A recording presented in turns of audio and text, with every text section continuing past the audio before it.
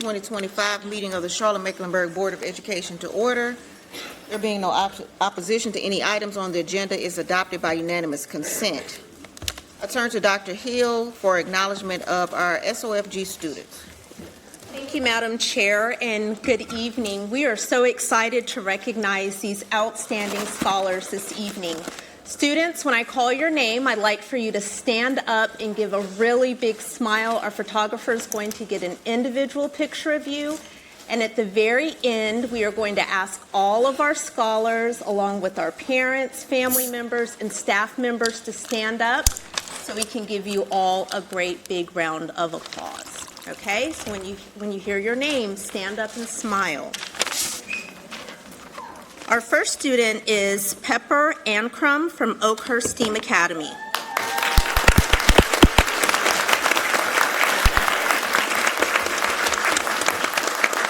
Gabriel Bentacore, Charlotte East Language Academy.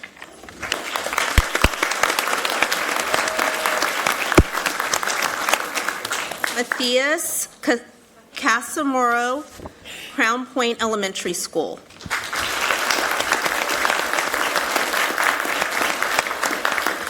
Layla Chili from Pinewood.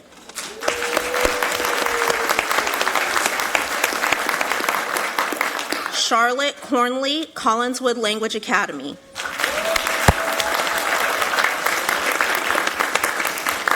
Isaiah Curtis, Inhaven Elementary.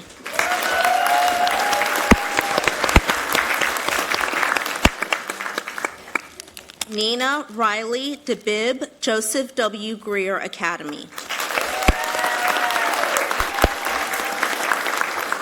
Cecilia Dillard, Wingate Park.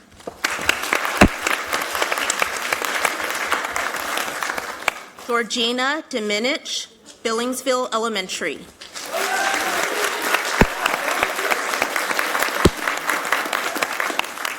Junhan Ding from Providence Spring.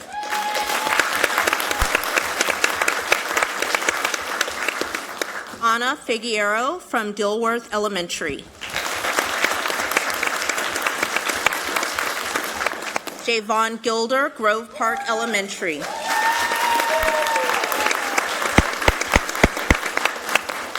Raylan Henry, Myers Park Traditional. Santiago Hernandez, Collinswood Language Academy.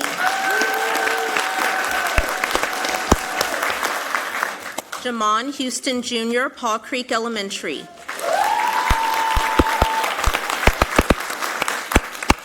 Ava Jastrobeski from Davidson K-8.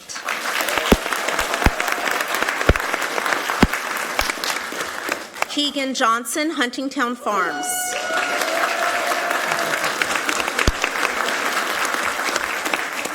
Sophia Manco, Ballantyne Elementary. Lilith Ann McCall, Davidson K-8.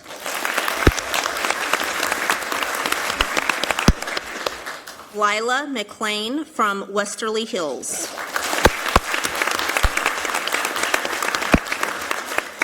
Legend Meggett, Walter G. Byers.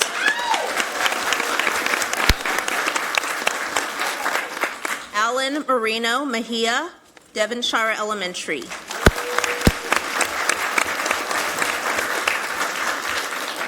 Emerson Nang from David Cox Road Elementary.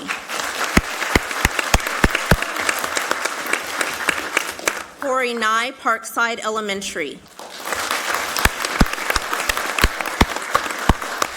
Lyndon Platt, Myers Park Traditional. Gwyneth Queen, Davidson K-8. Asher Riley, Ray Farm STEAM.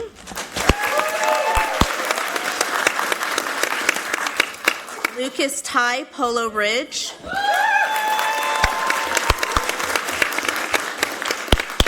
Brianna Tashabana from Rivergate Elementary. Wyatt Williams, Beverly Woods.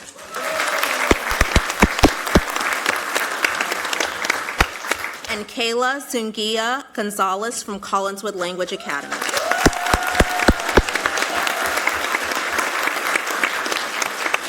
Will all of our scholars please stand to be recognized, along with family, parents, and staff members.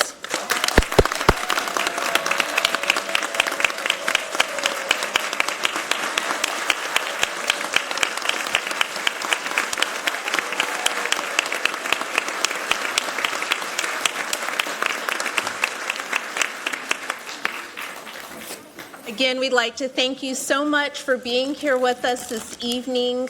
Congratulations to all of our scholars for all of your hard work. It is already almost your bedtime, so we want you to go home. It's almost my bedtime, too. Go home, get in the bed, and we'll see you bright and early in the morning. Thank you.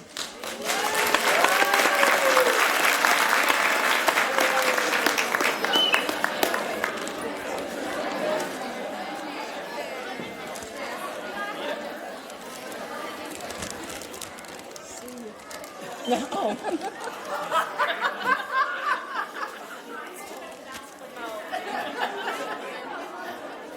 Bye-bye.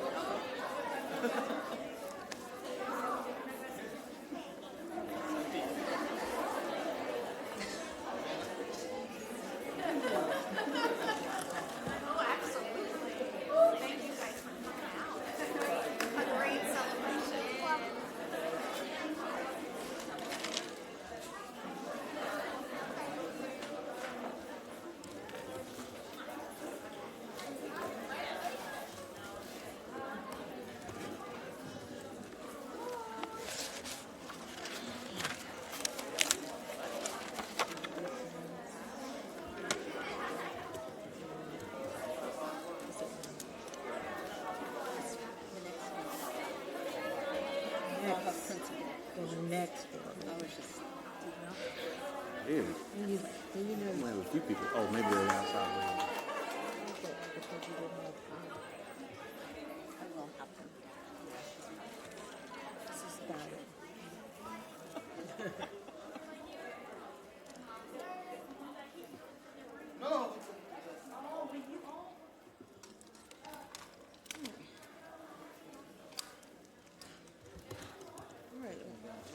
We have 4 public engagement first readings for this evening. What happened? He was trying to come down here. To do, what? He was trying to come down here. Did she miss her picture? Oh, she was here. She didn't. She was here. She was here? Okay. Oh.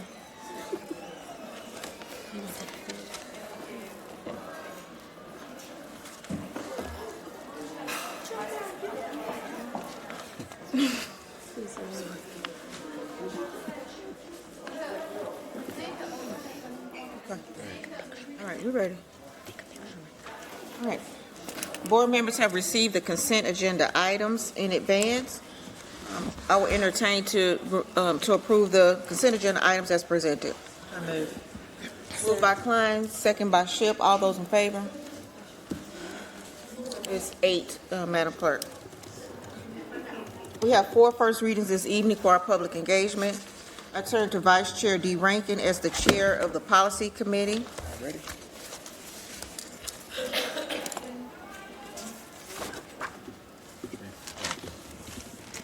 Madam Chair, this is the first reading of the proposed modifications to A-GRR graduation requirements. These modifications clarify the process for students to graduate high school early and update the graduation requirements for students entering 9th grade in 2021 and beyond in 2026 and beyond. The Policy Committee met and considered these requests at our April 9th, 2025 meeting and unanimously recommended approval by the full board. I turn to Vice Chair D. Rankin as Chair of the Policy Committee for the first reading of modifications to Policy F-PRCH, Purchasing Contractor. Madam Chair, this is the first reading of the proposed modifications of F-PRCH, Purchasing/Contracting. These modifications outline how a formal bid may be advertised. In sum, the board, through this policy, authorizes the use of newspaper advertisements, electronic advertisements, or both for formal bids. The policy also delegates the superintendent or designee the authority to decide which method will be used. The policy committee met and considered these requests at our April 9th, 2025 meeting and unanimously recommended approval by the full board.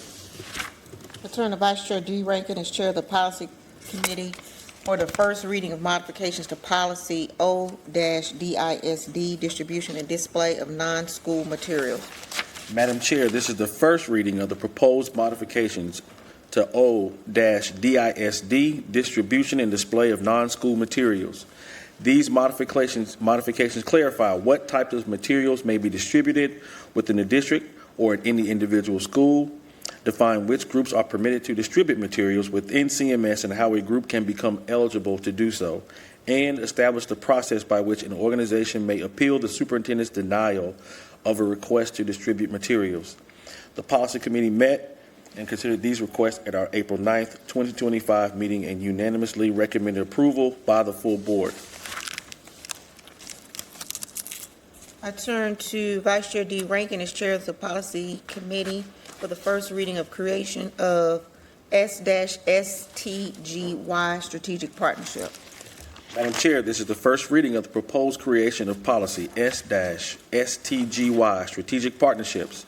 This new policy outlines guidelines for organizations such as nonprofits, corporations, and government agencies seeking to partner with CMS, states that the goal of the policy is to ensure that all partners are aligned with the goals, values, and legal requirements of CMS, outlines how partnerships are formed through MOUs, states partners are required to provide proof of insurance, outlines the steps necessary for a partner to be approved, as well as how partnerships are monitored, and directs the superintendent to create a regulation to accompany the policy to further establish partnership processes and procedures.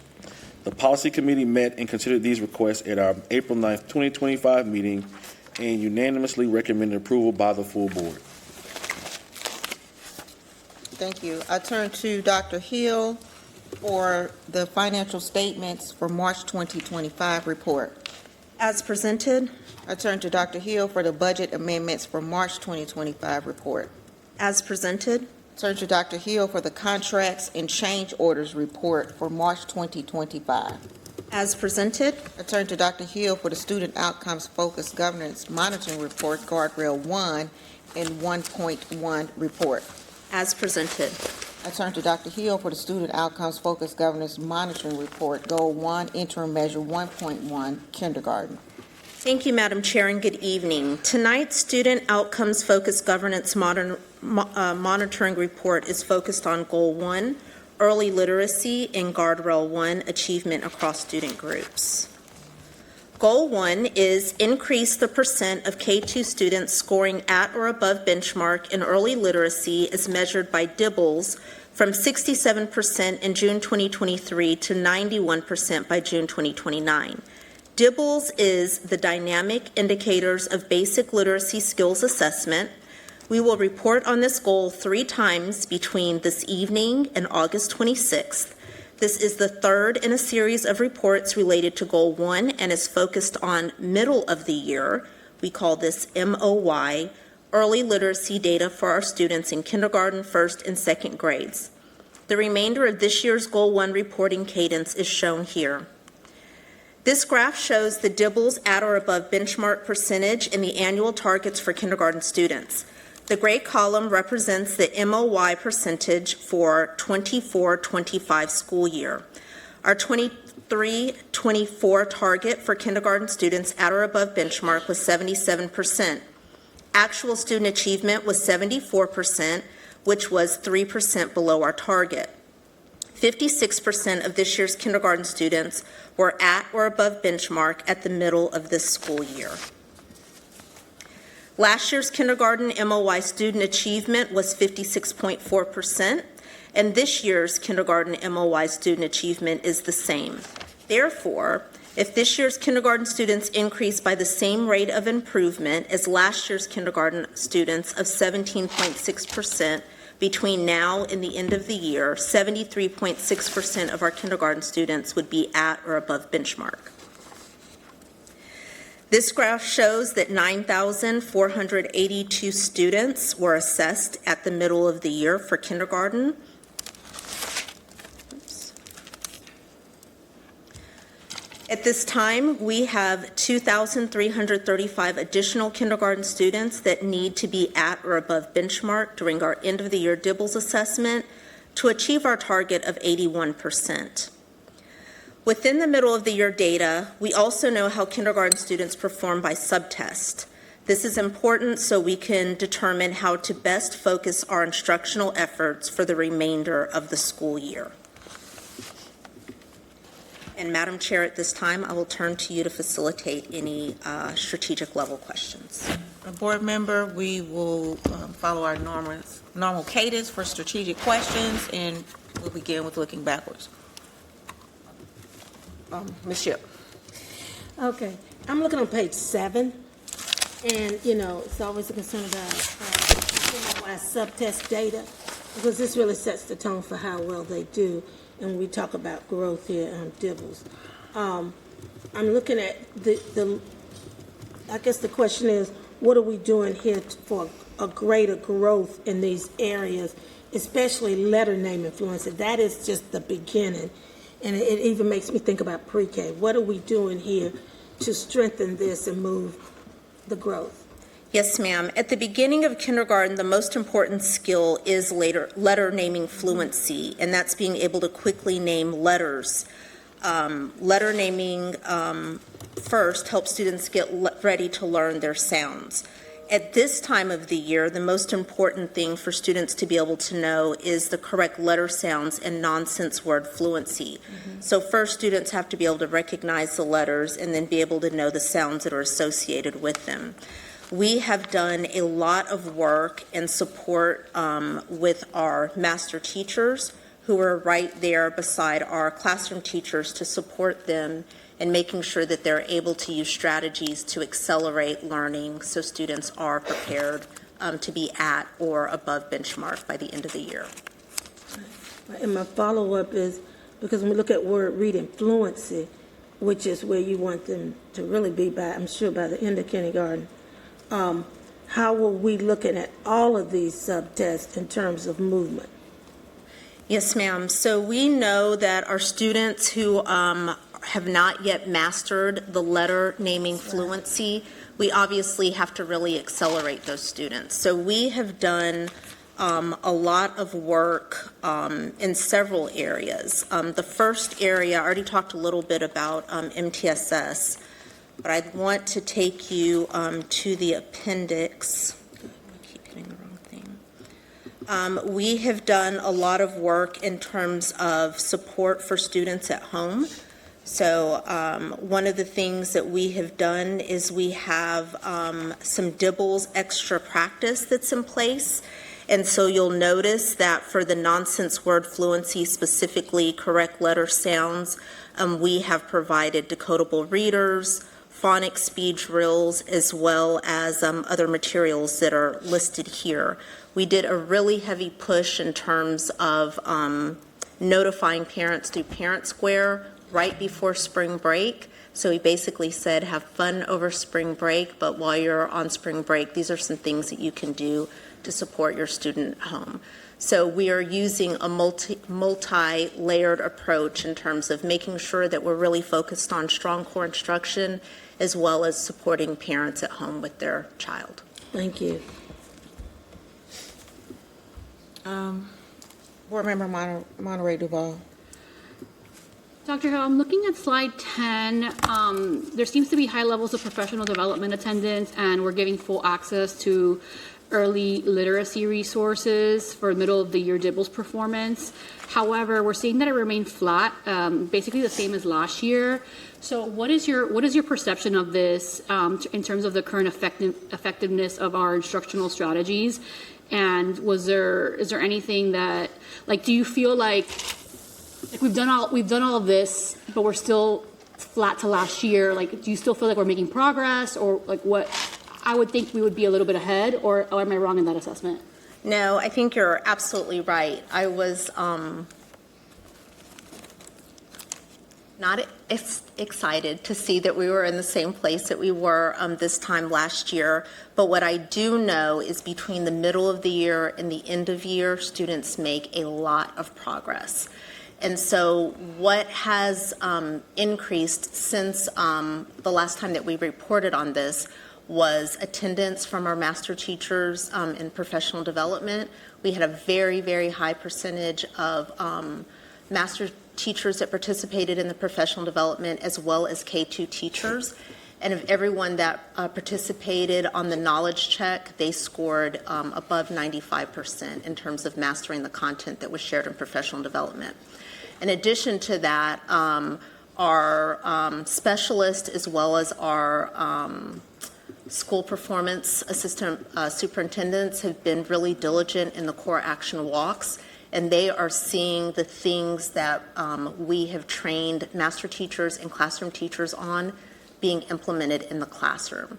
So while we were flat at the middle of the year, I feel very confident that we will be able to accelerate between the middle of the year and the end of the year. So that would be the key thing that's different that wasn't necessarily in place last year. Thank you.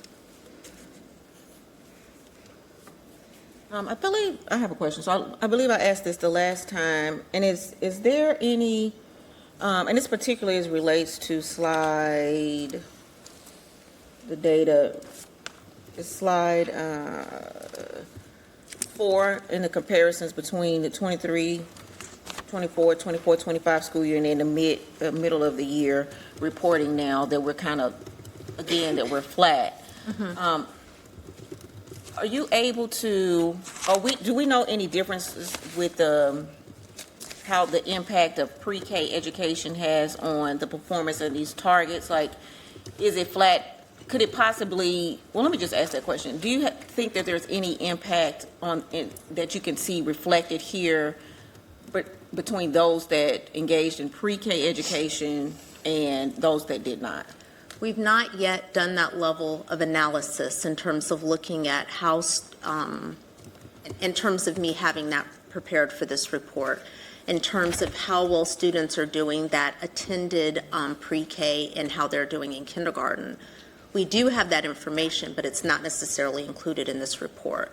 But what our data does tell us is that students that did well in pre-K and did well on the strategies gold, which is the assessment at the end of pre-K, those students that did well there are able to carry through when they do get to kindergarten.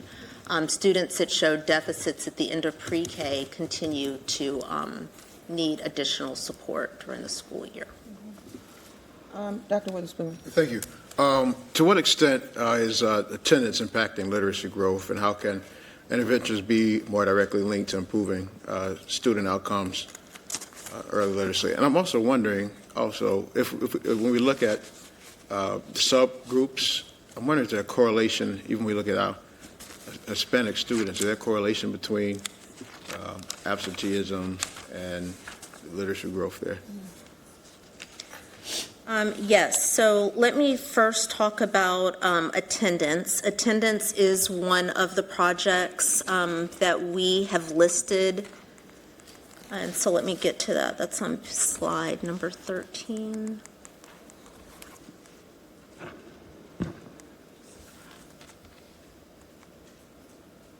Yes. So this is one of the projects that we have lifted in terms of one of the things that's really important for attaining our goals. This is critically important specifically for our kindergarten students.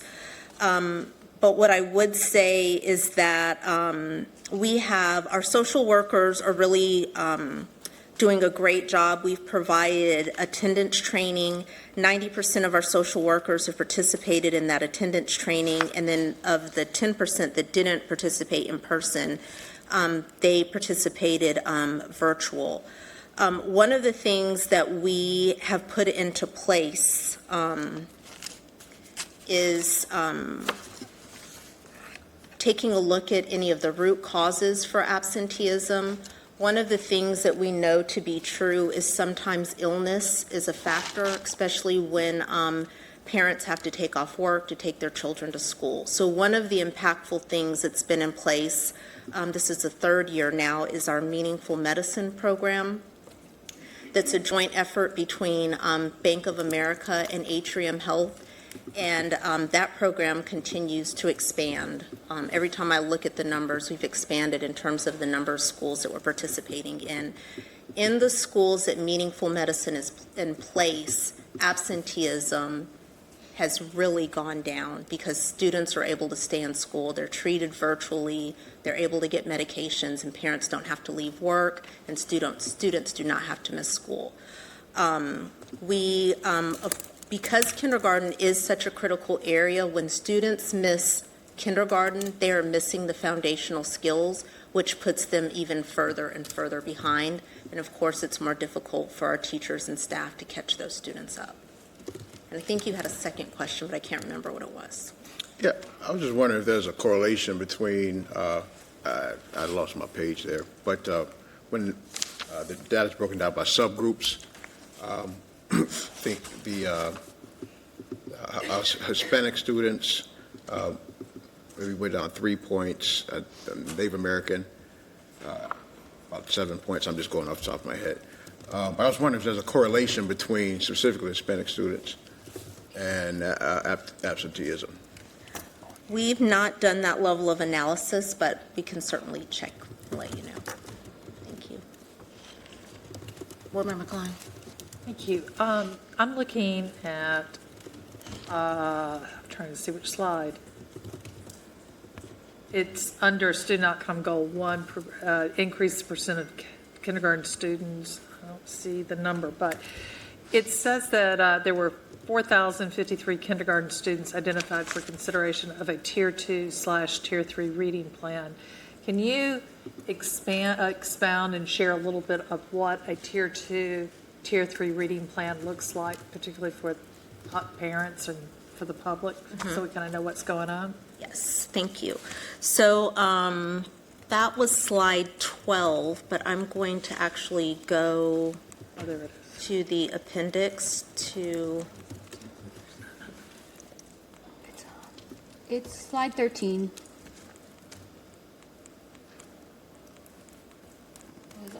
Actually, it's not slide 13. it's slide 12, but I'm going to go to the back, to the appendix to answer your question, Ms. Klein. In North Carolina, there's legislation that was passed several years ago that's called Read to Achieve legislation. A part of that legislation requires students that are not at benchmark to have an individual reading plan. So this slide we've prepared for you just to take a look and see what it includes. In order to determine which students need an IRP, it's developed for any student in K through 3 that's demonstrating difficulty with reading development based on, you can see there, it's either the first diagnostic of the school year or the first diagnostic for the second semester of the school year. So to give you an idea of what that might look like, it really depends on what area the students need most support with. So as I mentioned earlier, at this point of the year, students should be doing well on nonsense word fluency. So if students are not doing well on nonsense word fluency, but they've mastered letter naming fluency, they would be receiving a Tier 2 intervention because that would be more supplemental. They wouldn't necessarily need intensive support. However, our students that have not mastered letter naming fluency, they would be pulled in small group to focus also on letters, but then also they need to master the sounds as well. So they would need more intensive support. And that takes place, just give you an idea of when during the school day that happens. So here's just a look at what happens in terms of what occurs during the differentiated core, which is skills block. And then in addition to this, students also have a separate time where they're receiving specific interventions, either supplemental, as I shared, or intensive, just based on where they are, how they're performing, and the level of need that they have. Thank you. It looks like we are ready to move forward. Questions and forward-facing questions. I beat you. Board Member Monterey Duval. I have a follow-up to Ms. Klein's, Board Member Klein's question, but forward-facing. How are we integrating iReady and Dibble's data to be used for next year to help with Tier 2 and Tier 3 MTSS supports? Yeah, thank you for that. So at the end of the year, what we will be doing is triangulating all of our data sources in terms of end-of-year dibbles, the iReady, core action walks, all of the data pieces, and really taking a look at what worked specifically well and under what conditions they worked well. And then that information will be used to drive our practice to help support us in accelerating further. What we do know is that students, in terms of iReady specifically, students that are spending more time on iReady, the recommended amount, those students are accelerating their progress. They're hitting not only their expected goals, but they're also hitting their stretch goals. Not an excessive amount of iReady, but the recommended amount, those students that are participating in the recommended amount. I have a follow-up. Does that follow them into first grade? Like, since we have this data, then they come in ready for the next plan? Yes, so the Okay. data follows the student. Yeah. So the receiving teacher in first grade would have all of their iReady data. The students will have access to it over the summer as well to practice. So they'll be ready to hit the ground Yes. running. Great. Yes, ma'am. Board membership. Yes, as we look on page 5, I think I'm on page 5, why do you believe we will fall short of our target goal of 81%? And what are we doing now to reach those additional 2,335 kindergarten students needed to hit the target goal? As of right now, if we do exactly how we performed last year in terms of a little bit over 17 percentage points gain between middle of year and end of the year, we will fall short of our target, about 7%. I anticipate that we'll be able to accelerate. I'm not quite sure that we will hit our target of 81%, but I do believe that we will do better than the 17% that we did last year, specifically because we're much more targeted. We're much more coordinated in our efforts. We have the home support that I mentioned. We've been really strategic in professional development. So I do believe that we will be accelerated. The one thing that I didn't say, Ms. Shipp, and I'm glad that you asked this question because somebody asked me a question earlier and I meant to say it and I didn't. I wanted to talk a little bit about high dosage tutoring. That was my follow-up. Is that your follow-up? Okay, we'll ask your follow-up. No, I was going to say, what about high dosage tutoring? How effective this is in schools that don't have it. Yes, ma'am. So on slide 10, it talks about our project relating to high dosage tutoring. Currently, we have 19 schools that are implementing. Of those 19, 17 of them are low performing. And we are, as I mentioned earlier, we'll be using our end-of-year data from all of our data sources to determine if these schools that had high dosage tutoring accelerated at a higher growth. Our hypothesis is that they would. We're able to monitor what how the students are performing with high dosage tutoring. We're using, primarily in kindergarten, we're using a program called Once. We used that program last year, saw great success, and we're using it again this year. With Once, tutors are able to progress monitor how students are doing related to whatever they're working on. So it's one additional piece of support and data that helps us know if we are accelerating learning for our students. So this is something that's much more targeted than it was last year, which is another reason why I think that we will do better than the 17% gain that we did last year. I have to come back to you. Okay. Or it might not be anybody else. Klein. When you mention high-dosage tutoring, I'm looking for it, but is it a specific program? Is it a specific company? Is it what you're doing, a curriculum that you're using? Yes, ma'am. So we are using Once in grades kindergarten through first grade. Once is a tutoring program. Depending on what the students need, this kind of goes back to the question that you asked about what the Tier 2 or Tier 3 intervention looks like. Based on what they need, the frequency and duration of what they're working on, as well as curriculum progress. We're focused on things such as oral reading fluency, and then their formal assessment is in DIBELS or iReady. So to answer your question, for high dosage tutoring that we're doing during the school day, we're using a program in K1 called Once, and then we're using something different in grades 1 through 4 that we'll talk about next time we're together. Did you have a follow-up? You look like you have a follow-up. I do. I mean, I know what you're saying, Once for K1, and I know you can't tell me. I'm curious as to what 1 through 4 is, just because you've mentioned high dosage tutoring, but I'll ask that next time. Okay. Board Member Nunn. Yeah, I think as I'm looking forward, we've got the high dosage tutoring as well as the MTSS, which both I think are targeting the readers. I think with the DIBEL, I guess the question is, how are we connecting the two? Are they, as you identify students, are they identified for both of those or one of those? How do we determine, For MTSS or high dosage tutoring? Yeah. So a student that's receiving an intensive intervention, high dosage tutoring could be their Tier 3 intervention, which would be the most intensive. The way that we describe high dosage is based on the number of times a week and the duration of the treatment, if you will. So high dosage tutoring would be considered a Tier 3 intervention.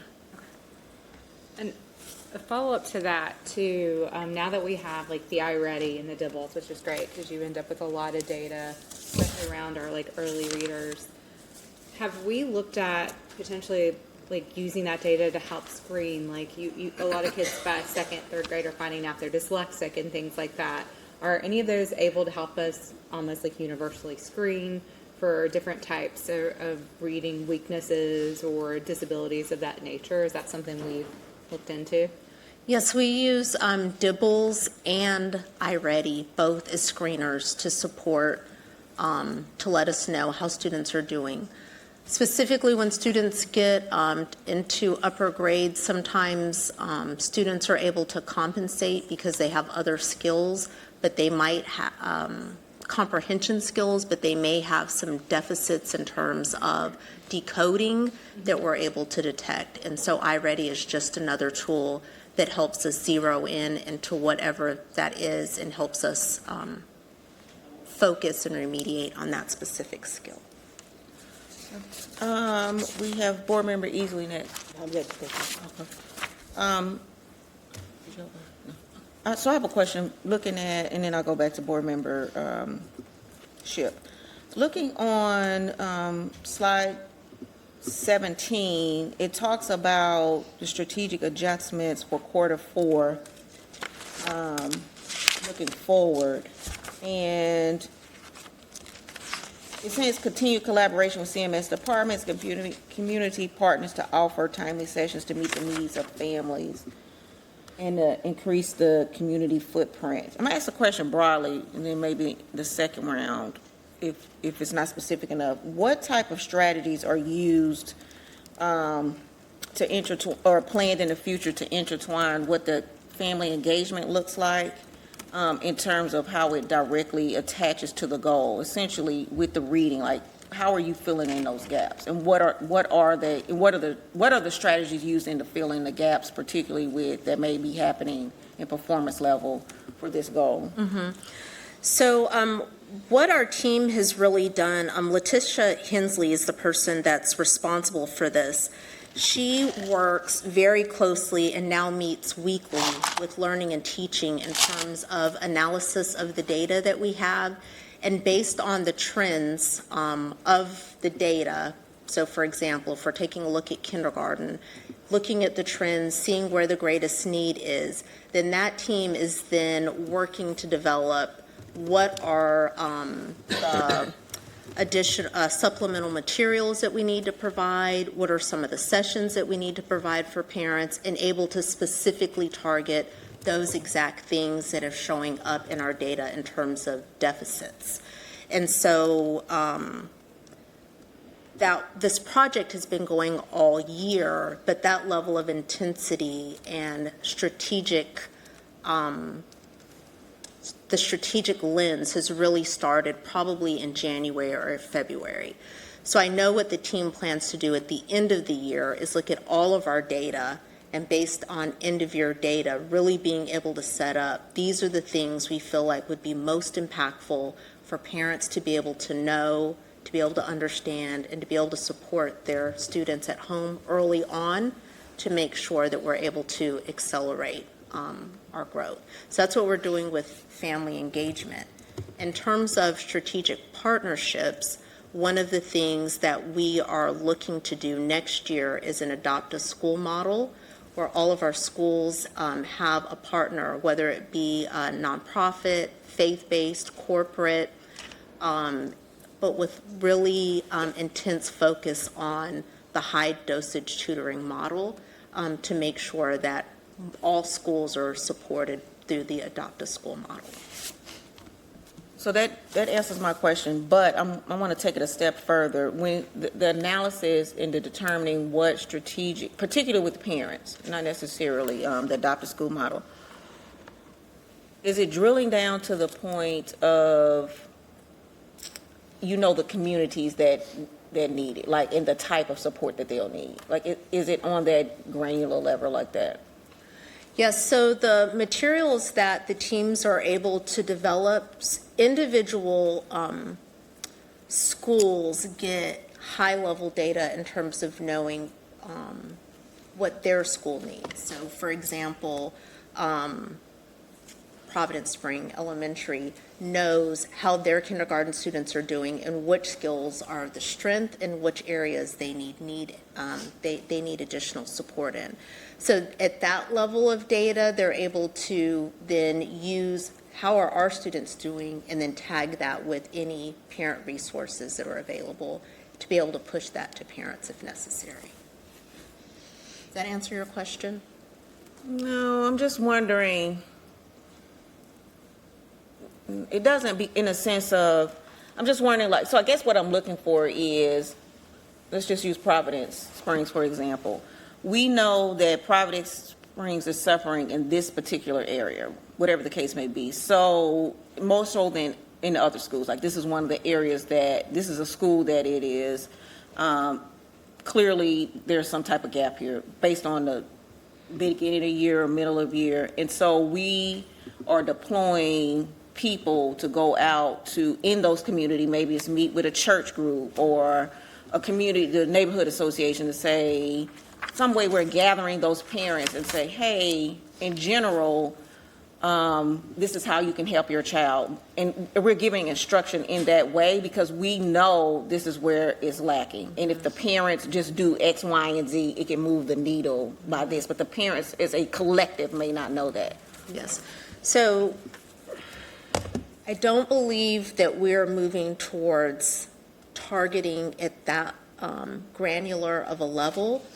However, I know that this year, and I know there are plans to do it again next year, the team has been targeted specific communities in which overall the performance may not be where it needs to be.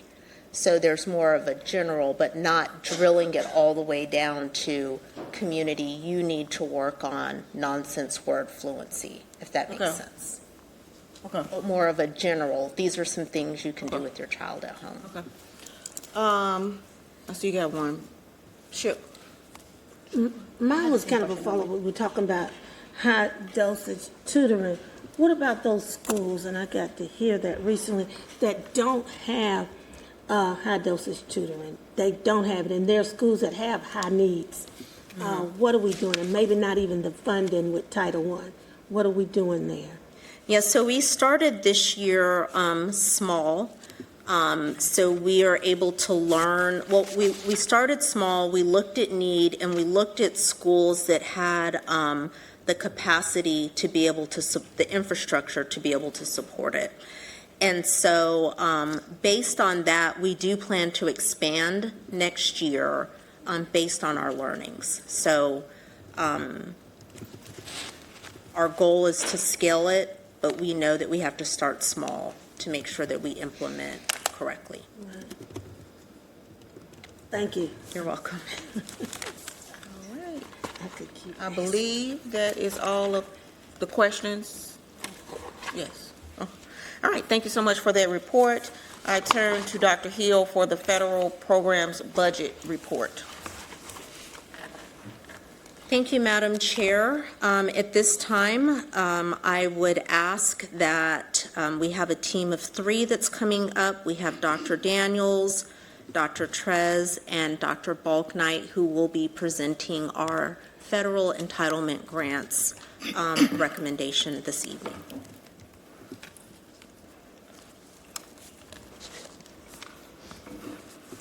Thank you, Dr. Hill, and good evening.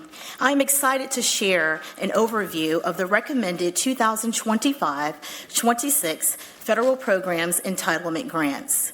These programs are focused on providing additional resources to Charlotte-Mecklenburg school students, teachers, and administrators. The Every Student Succeeds Act is a federal K-12 education law that was signed in 2015. It replaced the previous law called No Child Left Behind. The entitlement grants that I will present are a part of ESSA. Annually, we receive an estimated planning allotment of funds for each of these programs. The funding we receive must not only align with the purpose of the program, but also align to our district's goals and guardrails to help meet the needs of students. For the 2025-26 school year, our Title I planning allotment is $49.5 million. This funding has an academic focus and supports our schools with a high percentage of low-income families. As it relates to our Title IIA, our planning allotment is $5.4 million, utilized to support recruitment, talent development, and retain effective teachers and school leaders. The Title IIIA allotment is estimated at $3.3 million, allocated to support English language acquisition for multilingual learners, and there is also a $218,562 allotment to support students and their newcomers and transitions. Finally, the Title IVA planning allotment is at $3.7 million to support a well-rounded education, safe and healthy students, as well as the effective use of technology. We are required to submit an annual plan and budget to NCDPI for approval for each of these programs. Federal funding is considered supplemental, which means they must be used in addition to and not in place of state and local funds. In other words, federal funding is not the primary source of financial support for our district and schools. It is intended to provide additional supplemental supports to schools and the district, resulting in developing plans that are allowable, reasonable, and necessary.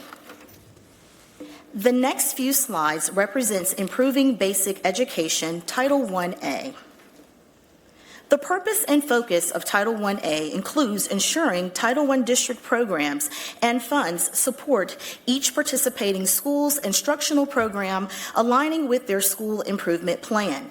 The district strategic plan must also align to these areas in support of the Title I school implementation. Each area of focus is intended to ensure academic success, creating endless possibilities for every student in Title I schools. The district's Title I program has required services identified by federal law. Each program targets different groups of learners for funding and support. CMS provides McKinney-Vento social workers to 10 schools with the highest number of students experiencing homelessness. This is the one area where Title I funds can be allocated to both non-Title I and Title I schools. Funding is also used for before and after school programs and for children that are in the Charlotte-Mecklenburg foster care programs. Parent engagement funds are set aside and then allocated to all Title I schools to provide services for families to support learning at home. Equitable services is required to support private schools that opt into our programs. Finally, we provide funding to support the school at Thompson, an alternative school servicing at-risk students. CMS elects to use Title I district funds to support multiple programs in Title I schools. We have 105 pre-K classrooms across the district. CMS Title I allocates funds for the Beginning Teacher Support Program. We have 6 curriculum coordinators working in Title I schools, implementing curriculum and instruction to multilingual learners. Title I funds are also set aside to ensure we meet all fiscal and program compliance requirements of the law. Finally, we also fund school performance executive staff and instructional specialists who only support Title I schools. 12% of our district administration costs covers the federal program's staff as well as our operating expenses. In the 25-26 school year, CMS will serve 103 Title I schools. CMS will add 1 new school to receive Title I funding. The 4 schools transitioning out of Title I are listed as their identified student percentage rate decreased below 75%. We will continue to monitor the income status data in the 25-26 school year. If this data continues in this trend, the 4 schools will exit Title I status in June of 2026. CMS uses the Community Eligibility Provision data to identify schools for Title I funding. This data is used for school nutrition purposes and is also the data used to establish school allotments. Districts must serve schools with CEP data at or above 75%. In 25-26, less schools qualified for services. The state uses multiple data to establish income status per school. Last year, North Carolina added Medicaid participation along with other measures such as supplemental nutrition assistance program, temporary assistance for needy families, and McKinney-Vento numbers. The Title I planning allotments are dispersed by NCDPI annually. This chart depicts the 4-year trends. In 21-22, we were allotted $42.1 million. 22-23, $56.8 million. 23-24, $52.2 million. And this past year, $49.5 million. The average difference in funding over the past 4 years is $2.4 million. In 24-25, CMS served 105 Title I schools and will serve 103 in the 25-26 school year. The pie chart shows the allocation of Title I funding across the district, optional and required, set aside, as well as Title I schools funding. The intent of Title I funding is to ensure resources are as close to the classroom and the learner as possible. As a result, 81% of funding is directly impacting the classroom, teaching, and learning. Our largest percent of funds are allocated to our 103 Title I schools and Bright Beginnings pre-K program to ensure funds are available for school-wide programming. 11% of the budget is allocated towards district initiatives, 2% of the budget for new teacher support. Under the Title I law, we must set aside at least 1% of the planning budget towards family engagement. Finally, this slide represents the different programs and planning allotments. The budgeted amounts are based on minimum required by law and areas of identified need. The required program supports equitable services for private schools that participate, McKinney-Vento social workers, foster care transportation, and at-risk services. The additional programs provide funding to support early childhood initiatives, the Math 1 Excellence Bonus Pay for Performance, the district's family engagement activities, and supports for multilingual learners. At this time, I will turn the presentation over to Deputy Superintendent Dr. Melissa Balknight, who will provide an overview of the goal-aligned district initiatives, Math 1 Excellence Bonus Pay for Performance. Thank you, Dr. Daniels, and good evening.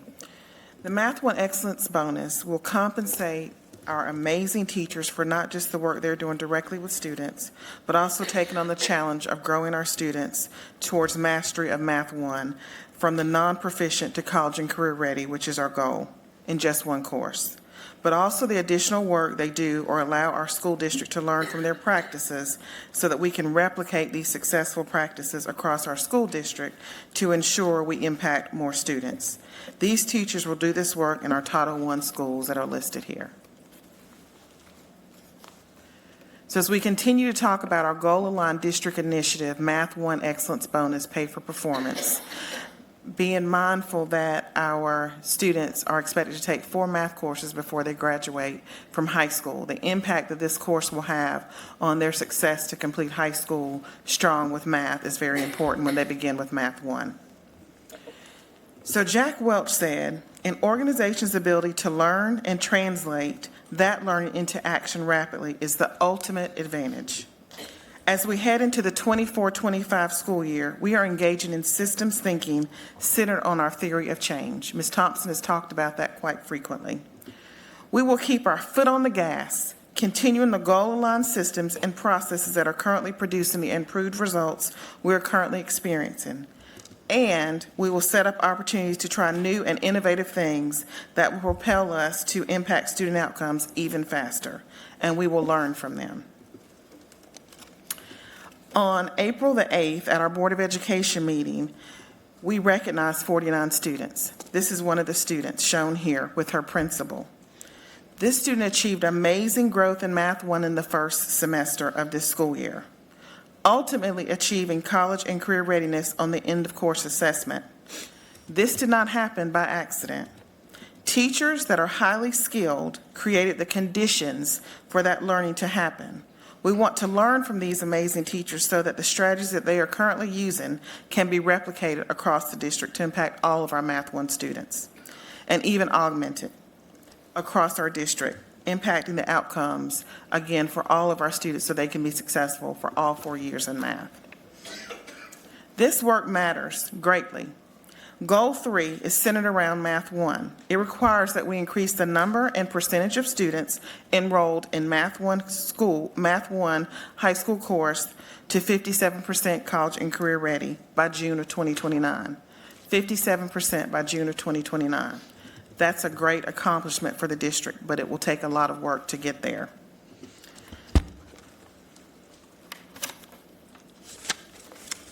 It is important as we look back at our 23-24 targets, which was 32%, our actual performance was 28%. We did not reach our target. This year, our target is 37%. Our projection is currently 31%.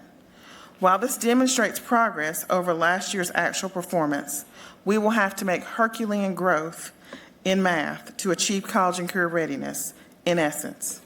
What is required to accelerate students' growth in math in a short amount of time is critical. If we know what it takes, we are better equipped to know how to resource it and how to scale across our district. So not just any teacher qualifies for this opportunity. Teachers engaging in this groundbreaking work must meet the eligibility requirements shown on this slide. So a bachelor's degree in mathematics, education, or related field, 4 years or more of teaching experience, educator valued added assessment system, which we call EVAS, growth documentation in that area of 1.5 or more from the past 3 years, which is significant. Also on their NESAs, which we call NC Educator Effectiveness System, documentation of accomplished or higher in standards 1 and 4, and then documentation of positive outcomes for the past 2 years in NESAs. So as we look at this data, teachers selected for this work will receive an initial stipend of $2,250 for summer curriculum development for the coming school year. This will help them be prepared and have time to work and unpack the resources and continue to prepare for the challenge ahead of them. All other bonus awards are based on student performance. The greater the performance of students, the higher the compensation. The maximum amount a teacher could receive is $15,250. But this is only guaranteed if a teacher student achieves the maximum amount of growth shown on this slide.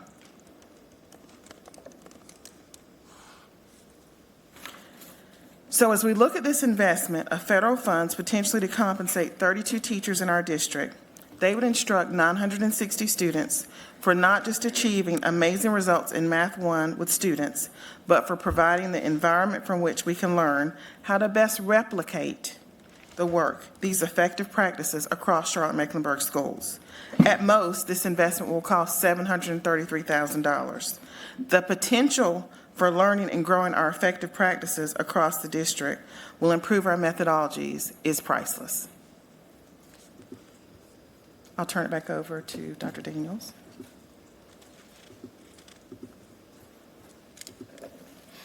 Thank you, Dr. Balknight. The next slide provides an overview of Title II, Supporting Effective Teachers and School Leaders.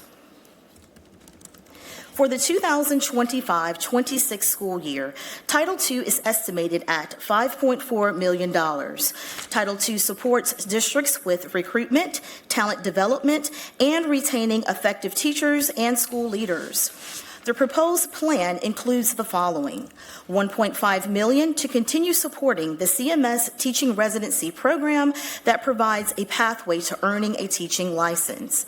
$1.1 million to support beginning teachers, as this team welcomes new teachers to CMS, providing professional development, coaching, and mentoring. $1.2 million is utilized to strengthen educational leadership through school leadership pipelines, professional development, and the AP Academy. $864,798 is focused on ELA and math instruction. Finally, Title II funding is also allocated to support private schools that opt into receiving services. As it relates to the impact of Title II, CMS uses these funds in ways to recruit, retain, and develop the talent of our teachers and principals. These programs ensure high-quality outcomes. Our teacher residency program is one of the top programs for training and supporting new teachers. This year, we have 270 teachers in the pipeline, and the program continues to help fill teacher vacancies each year.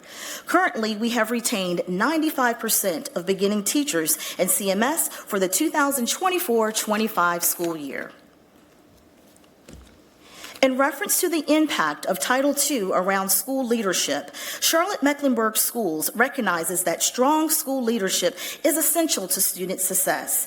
To ensure we cultivate and support highly effective principals, the Office of Educational Leadership partners with local college and universities, as well as businesses, to develop a robust principal pipeline. Through targeted programs, we provide aspiring and current leaders with the skills, the knowledge, and experience necessary to excel as a school leader. We currently have 22 principal-ready cohort participants and 3 in the State Accelerated Principal Program. At this time, I will turn the presentation over to Naja Trez, who will provide the Title III English Language Learning Acquisition Overview. Good evening. Tonight, I am honored to share the information regarding Title III Federal Program, English Language Acquisition, and significant increase of immigrant youth under ESEA.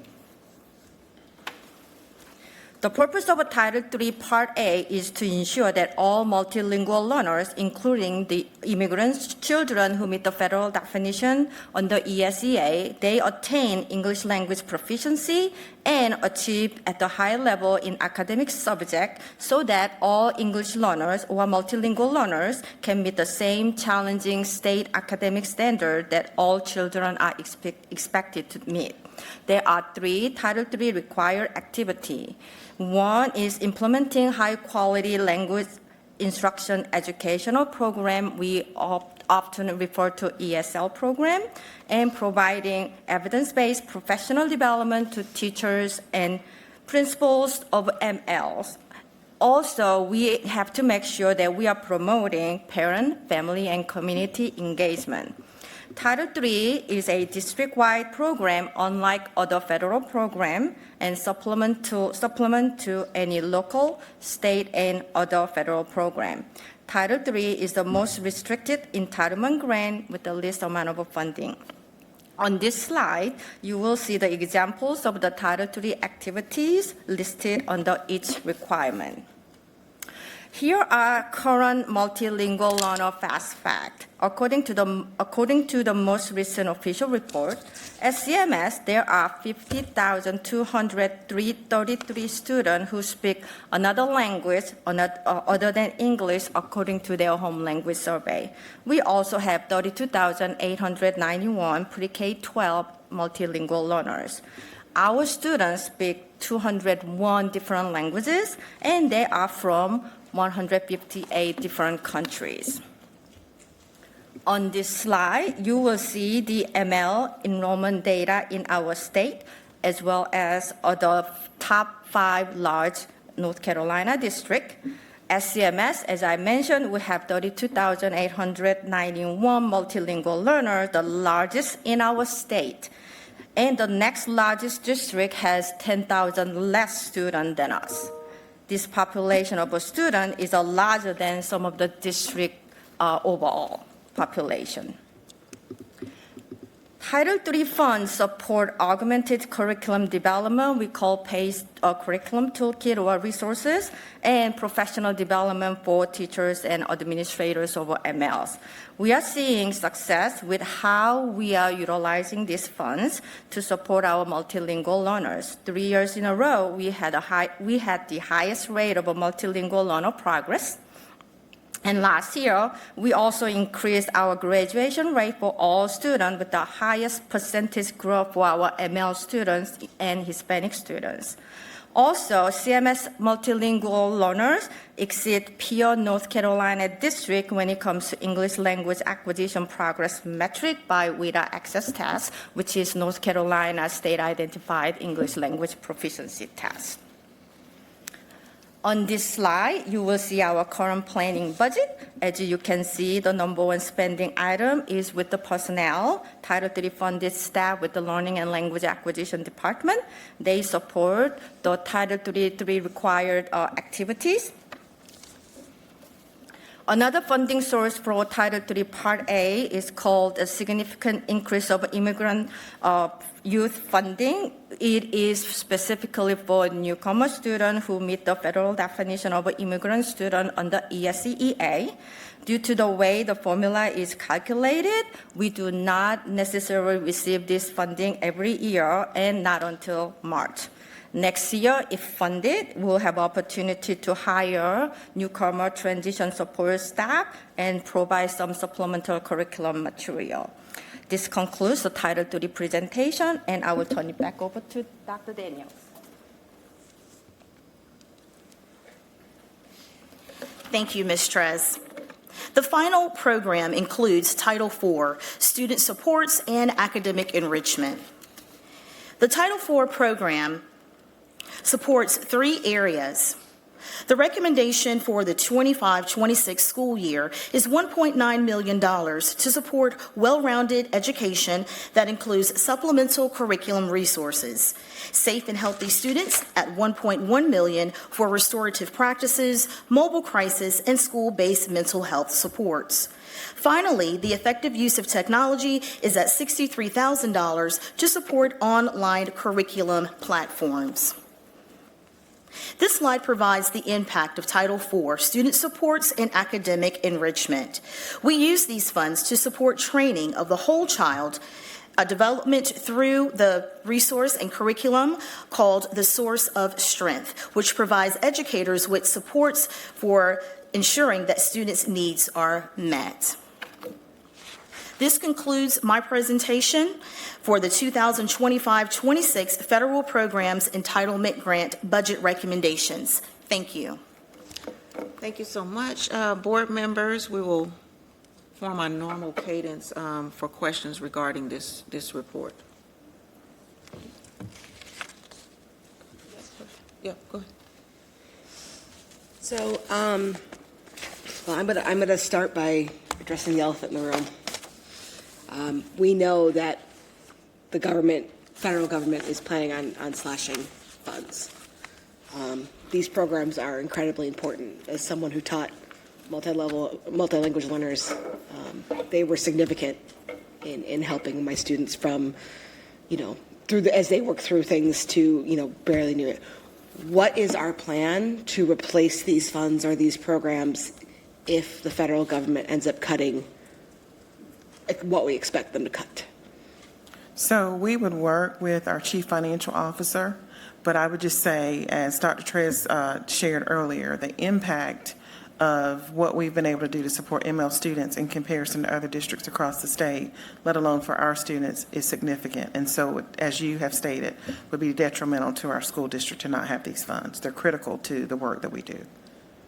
Okay, so I'm going to follow up. I'm going to push back and say, what's the plan? Is the plan to take more money from other areas of the budget? Like, what is the plan? I'll respond to that question. So, as Dr. Daniels opened with, federal funds are meant to supplement, not supplant. Right. So basically what that means is that federal dollars have to be on top of our state funding and on top of our local. So at this point, we cannot make plans of what happens to supplemental funding. Doing so would be almost a violation of federal law, because it will look as if we are looking for ways to supplant what we are getting in terms of supplemental funding. At this point in time, we've heard rumors that there are going to be cuts, but we have no idea of what the cuts will be. As we've shared with you previously, our total federal allotment is over $153 million, which totals over 2,100 jobs. So it would not be a great exercise to go through a process of, if we lose $1 million, our plan is going to look very different than if we lose $53 million or if we lose $153 million. The answer is it depends. So as we've shared previously, once it's been if it's communicated to us that we are going to lose federal funds, we will get that official notification. We will work with our internal and external teams to take a look at our total budget and figure out where is the least amount of impact to the student experience. But what I'm not going to do is come up with a plan and freak everyone out about what's going to happen if we may potentially lose money. That does not put our students in a good spot, it doesn't put our parents in a good spot, and it certainly doesn't put our staff members in a good spot. It will cause a lot of consternation that's, quite frankly, completely not necessary. The other thing that I will say, as we shared with you all previously in terms of our Title I allotment, we only allocated 65% of our planning allocation. So what that means is that 65% of our Title I allocation is roughly the amount that would cover the people at the school level. So if we receive a cut for the remaining funds, basically we've created a situation where there won't be an impact that covers people, it will be things. So we'll have to figure out how we are going to address those things. So our plan, we've been really smart in terms of, we're not going to pass out 100% of our planning allocation. we're holding a percentage of our Title I budget back and have only allocated to schools the 65%. That's kind of what, if we lose money, what are we doing going forward? So that's the answer. Thank you. Follow up? I have a follow-up, and maybe I'm reading it wrong. I saw last year's budget was $49,504.85, and that's this year's budget, or projected budget. You get what's called a planning allocation. So what I'm asking, I want to finish. Where's that 65% cut? We've only allocated 65% of the Title I budget. So what that means for schools, we've only given them, if they get $100,000, we've only given them $65,000. For next year. For next year. We've held that back. And so if we get a cut, then they won't feel it.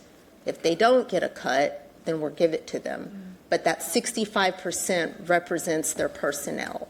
So things that they don't have access to would be things like supplemental instructional materials, additional professional development, things like that that they use at the school level to support their Title I program. So our plan is to protect people, because people are, those are the folks that are obviously impacting the schools, the students the most. No, I do. Thank you for this presentation. I appreciate it. I want to talk through determination of how schools are determined as becoming Title I through, I guess, the CEP process, or the community eligibility provision. Yes. Well, I'm sorry. What are we utilizing? Are we using the number? Are we using the percentage of students? I know it's around 75% of the school has to be eligible for it, but are we using number of students that qualify for free and reduced lunch? Are we using number of students that get Medicaid? What are we using to determine that these particular schools are Title I? So thank you for that question. So we use the identified student percentage rate. And as we mentioned, is that that rate has to be at 75% or higher. So in addition to that, for an example, if a school has 266 students that are considered identified, and their enrollment is at 320, what we do is that we multiply that, and then we divide it and then multiply that by 1.6, and that's called the multiplier, to come up with the percentage. Then that is ranked, and then that's how we would allocate the funding bands. And that determines the amount of money that Title I schools receive, but is solely based on the number of students, that percentage of students that qualify. That could include free and reduced lunch. It also would include any type of Medicaid. It would include our McKinney-Vento students, the McKinney-Vento numbers, as well as any type of SNAP benefits that families may apply or are eligible for. Can you follow up? Yes. So when we're saying identify, are these data points or references, are they self-reported, or this information that we're receiving from the federal government? Or how are we receiving this information to determine that these students are either receiving these services and that we'll say, yes, this student is clearly identified? So we certainly don't get the names of the students, but we get a report from our school nutrition department. And that's the data point that we utilize to make that determination. No, I'll follow up. Okay. So I have the same line of questioning is really surrounding slides 9 and 10. So I think that you talked about some multiple data points for community eligibility provisions. One of them is if they're receiving free and reduced lunch. The other information is McKinney-Vento, I think, is a qualifier, TANF, and SNAP, correct? Correct. So you talked about free and reduced lunch. So for SNAP, TANF, are you getting that information from the state or the federal government of the number of students? So each school district receives that information from Child Nutrition, which comes from the USDA department. So from that data point is what we utilize in order to determine what schools qualify based on the number of students that fall in that category. But even TANF and McKinney-Vento data, you get that from school nutrition? We get all of that from school nutrition. All of that is considered factors as it relates to whether a school would qualify for Title I funding. Where's school nutrition? How does school, I mean, how do we, can you just describe, I guess what we're trying to describe is like, how are you receiving that information? Like, school nutrition gets it from where? So they get it from the USDA department, and so it is a report that, of course, doesn't have any names on it, but it just has the percentage. It has the ISP percentage, it has the enrollment in which it was taken from that particular month, and then the calculation is already determined based on that percentage. And then we have the ranking in terms of how we apply the funding towards all of our Title I schools. Okay.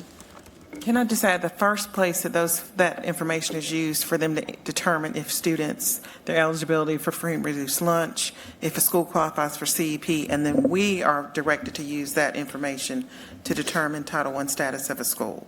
So we're getting the information that's been given as a pass-through to food and nutrition for their CEP process, because that's how they determine if an entire school gets to have access to free lunch. We're able to use that for our Title I. That's the requirement in North Carolina. That's the data point we use from them. You don't need to burn up my questions. Does anybody else have questions? Yes.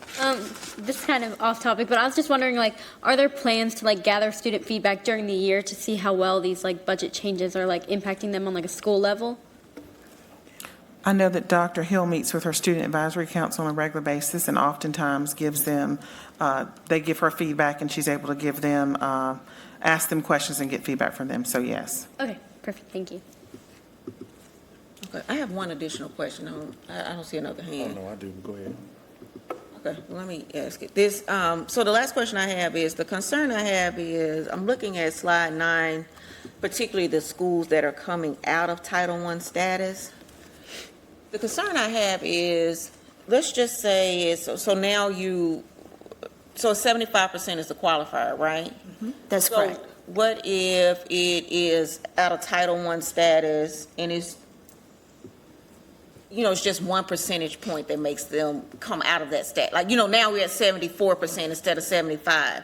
So clearly the need would still be there. So how are we dealing with when it's just a small gap that's making them transition out of Title I? Absolutely. That is a great question. So the 4 schools that you see there are all fall in that same category. So as it relates to our requirements, we will leave the schools on our Title I rosters, and they will continue to receive services, meaning funding, for 1 full year. And then on June of 2026, we'll go back and analyze that same data that we get from school nutrition to determine what percentage they fall in within that year. Oftentimes, you have schools that will end right back on the Title I list, and some will come off completely. So we analyze and we receive the data each year, and that is a report that we also can get on a monthly basis to monitor that as well. Board Member Klein. Okay, I don't know who's going to answer this one. Back at the last board meeting, I asked the question about high dosage tutoring, which we've talked a little bit about tonight. It was a $1 million investment, and of course it aligns with Goals 1 and Guardrail 1. And I was told that to wait because it would be part of the entitlement. Is this the money for high dosage tutoring that we talked about tonight? No, high dosage tutoring is not in the plan that we presented to you tonight. Okay. Thank you.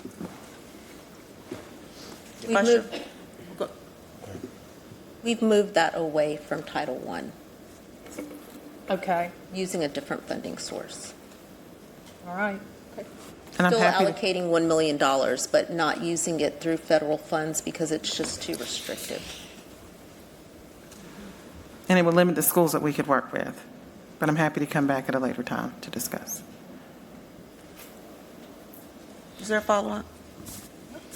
That's your ranking. If I remember correctly, I know maybe last year when there was a differentiation between CSI, TSI schools.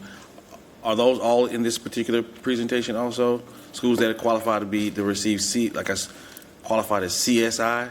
Because those are additional funds, right? Not including in this. So those particular schools are not a part of this particular presentation because those particular schools perhaps may come off of that list. And so we'll get more information from NCDPI as we round up the end of the year. So that is part of the reason why those particular schools were not presented within this presentation. Are those federal dollars, though? Federal dollars? Yes, it is. And so within a 3-year span, once a school reaches that third year, and those schools have reached that point, if they're determined to be back on the CSI list, then funding will be allocated in the fall. But at this point in time, we cannot make that determination, which is why it wasn't in the presentation. Okay. Thank you. Board Member Easley. I have a question about the Math 1 bonuses. Is that coming out of federal funds, or is that part of our operating budget? I just don't know where they fall. It's a part of the Title I plan, so it's coming It's a out part of of the federal Title I funds. funding. Okay. Yes. So are those Math 1 bonuses contingent on the funding from the federal government coming down? Yes, ma'am. Okay. Thank you. Any other questions?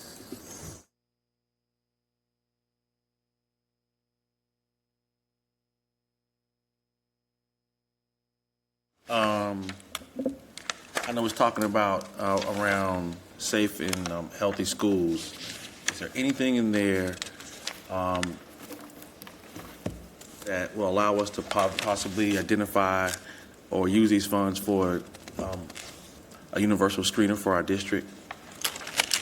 So iReady is one of our universal screeners that we have. More around, not universal screener, more of an SEL type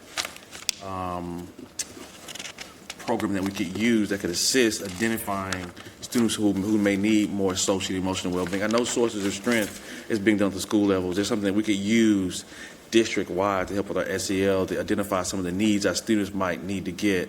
Can the funds for this be used to do something like that? We have other things already in place. So I don't know that we're looking for a funding source with what we're allowed to do with the legislation that is in place. Okay, thank you. I believe that is all the questions. Thank you, Dr. Hill and team, for the report. All right, we have several action items. No, sorry. I turn to Dr. Hill for the superintendent report. Thank you, Madam Chair. We'd like to say welcome back to students and staff who followed the traditional school year calendar. Hope you all had an enjoyable spring break. Tonight, we're going to look at academics first. Last week, I had the opportunity to visit students and staff at Charlotte Teachers and Charlotte Engineering Colleges to attend their Senior Design Expos. The visits were amazing. I'd like to say thank you to Principal Dr. Nichols and teachers James King, Deanna Curtin, Kyle Karzinski, and Leslie Cosentine for hosting me. I'd also like to thank Principal Turner of Central Piedmont Early College for the invitation to CPEC's inaugural Student Planned Talent Show. I really enjoyed the event. I attended the 20th Annual Charlotte-Mecklenburg Schools JROTC Cadet Achievement Awards ceremony earlier this month, honoring our outstanding students. We have 22 JROTC programs with more than 2,700 students enrolled. JROTC motivates young people to be better citizens, whether they choose a career of service in the military or as a civilian. Last year, our cadets averaged 99% on-time graduation rate with more than $32 million in scholarships. This year's class is well on their way to exceeding that figure as Rocky River High School's JROTC program seniors have already earned $14 million in scholarships, with one cadet, Daniela Garveria Cardona, earning $1.5 million alone. Cadet Lieutenant Colonel Adam Lee was selected as the American Legion Department of North Carolina Senior Cadet of the Year, And Cadet Major Nicole Johnson was selected as the North Carolina State Sons of the American Revolution Outstanding JROTC Cadet. She will compete against the other 49 state winners for the National Cadet of the Year. And finally, Cadet Cindy Wynn won the Captain Christopher J. Adams Memorial Scholarship. Wynn is currently ranked number 1 in her class. For People Excellence, the North Carolina School Public Relations Association has honored Charlotte-Mecklenburg schools for excellence in communications. Our communications team earned 12 Blue Ribbon Awards for outstanding and effective communication. Thank you for that. Additionally, the team was awarded 3 Best of the Best awards for the 2024-25 Back to School campaign, the 23-24 Year in Review publication, and the 2024 GEM Awards ceremony. Congratulations to our communications team. Congratulations are also in order for Steve Robinson, who's the Director of Athletics, on his election as President of the North Carolina Athletic Directors Association. And finally, for People Excellence, I would like to recognize new doctors that are in our district. Dr. Alicia Hash, who is principal of Billingsville Cotswold, and Dr. Kimberly Vaught, assistant superintendent, successfully defended their dissertations. Congratulations.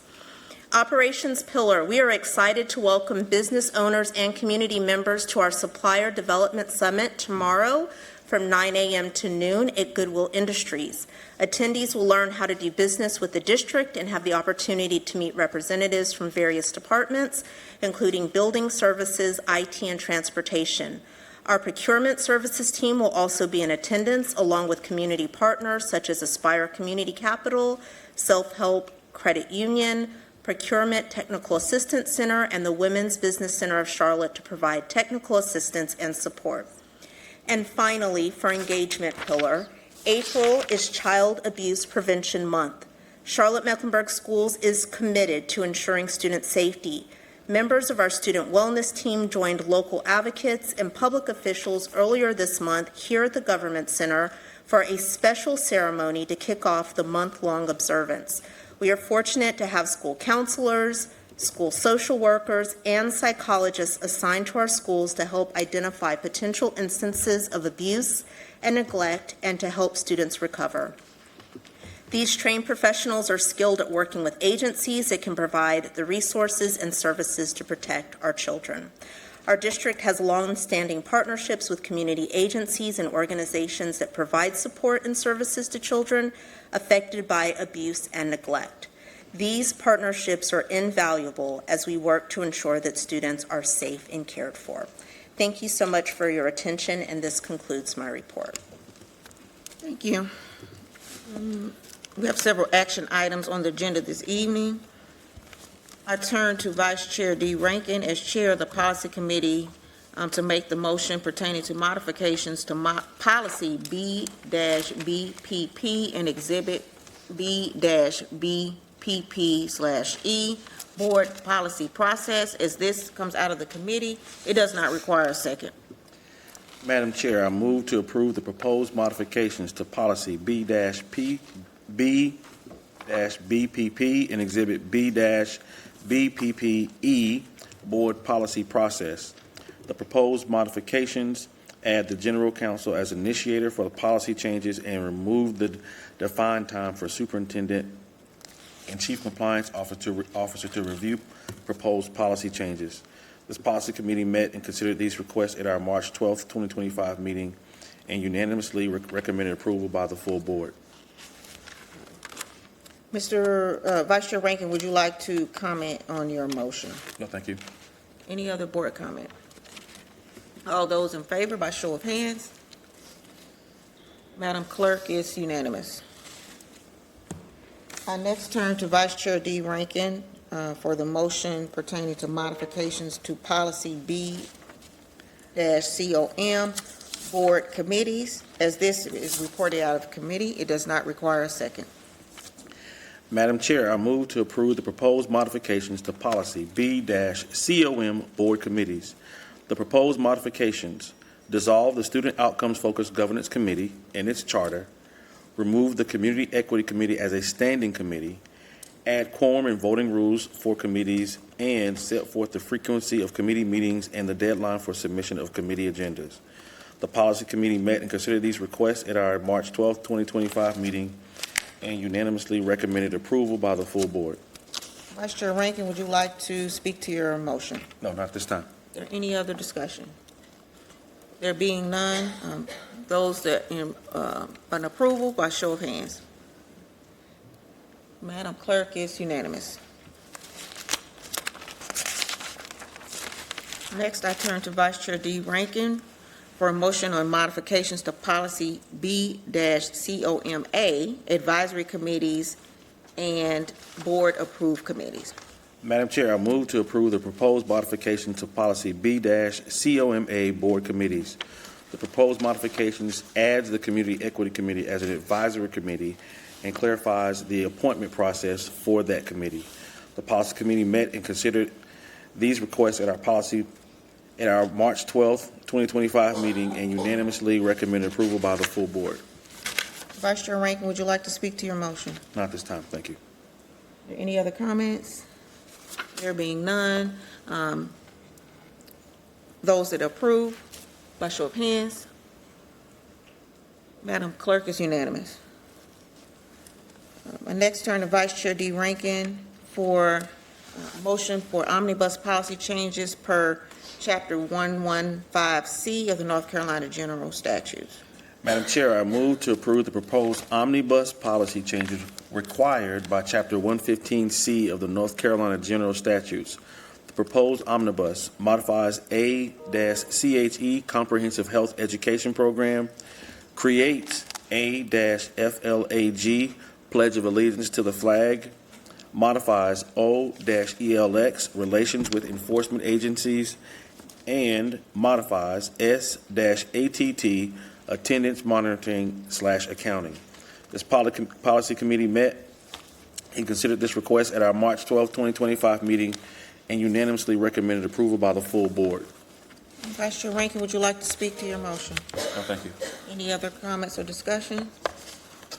There being none, those in approval by show of hands. Madam Clerk, is unanimous. And final motion for this evening is the Superintendent's 2025-2026 budget recommendation. Before the board acts, I turn to Dr. Hill to introduce this item and make a recommendation. Thank you, Madam Chair. I want to begin by expressing my appreciation to the board for your thoughtful engagement throughout this year's budget process. As a reminder to our public, our district does not have the authority to generate revenue independently. Instead, we rely on three primary sources for funding. State funding, which is to provide all students with access to a sound basic education. Local funding for capital expenditures such as building maintenance, as well as supplemental operating expenses. And federal funding, which is primarily supplemental support for students. As we've shared previously, each of these revenue streams is currently facing a downturn. Our initial discussions with the board about this year's budget began in early January ahead of our joint meeting with the Board of County Commissioners. Since then, staff has met with this board 4 times to review and refine the budget before presenting my official recommendation on March 25th and conducting a public hearing on April 8th. This ensured time to respond to any board questions and/or concerns prior to tonight's vote. In those early meetings, we outlined both the process and the critical funding needs. Between January and today, we've had extensive engagement with stakeholders to gather input and better understand their priorities, questions, and concerns. We have been clear and consistent about the goals of this year's budget. Number 1, to align resources with the board's strategic goals.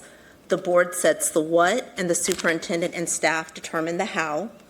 Number 2, to address long-standing compensation concerns for both certified instructional staff and non-certified staff. This year is year 2 of our ongoing classified compensation study. and finally, to proactively mitigate financial and operational risk.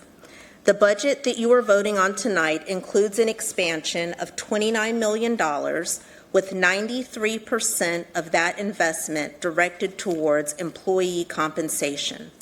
To be clear, that means $27 million of the entire $29 million budget expansion is supporting pay increases for both our certified educators and our classified hourly employees.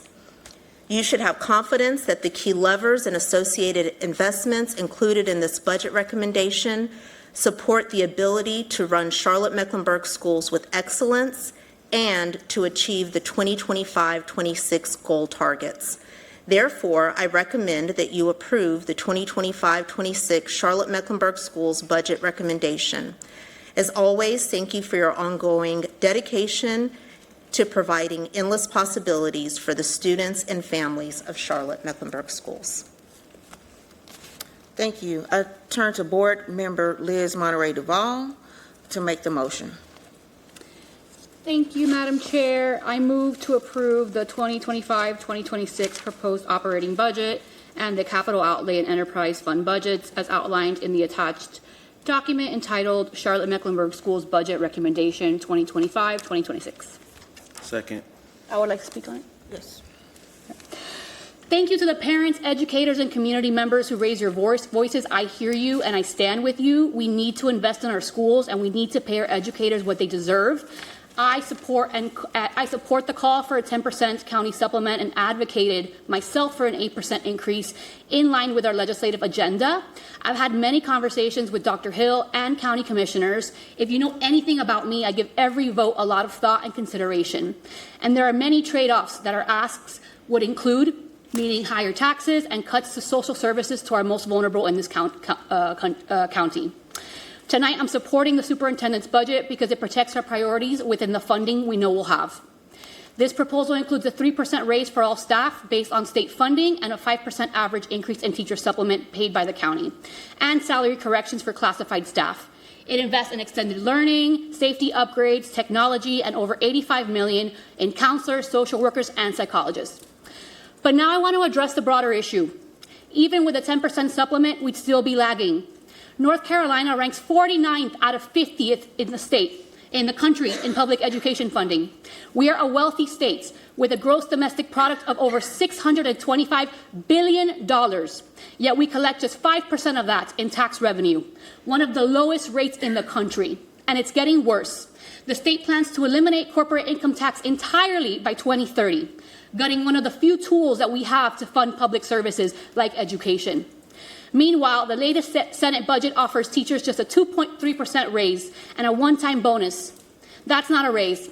It's a reminder of how low we rank on their priority list, especially in a state that claims it wants to be number one for business.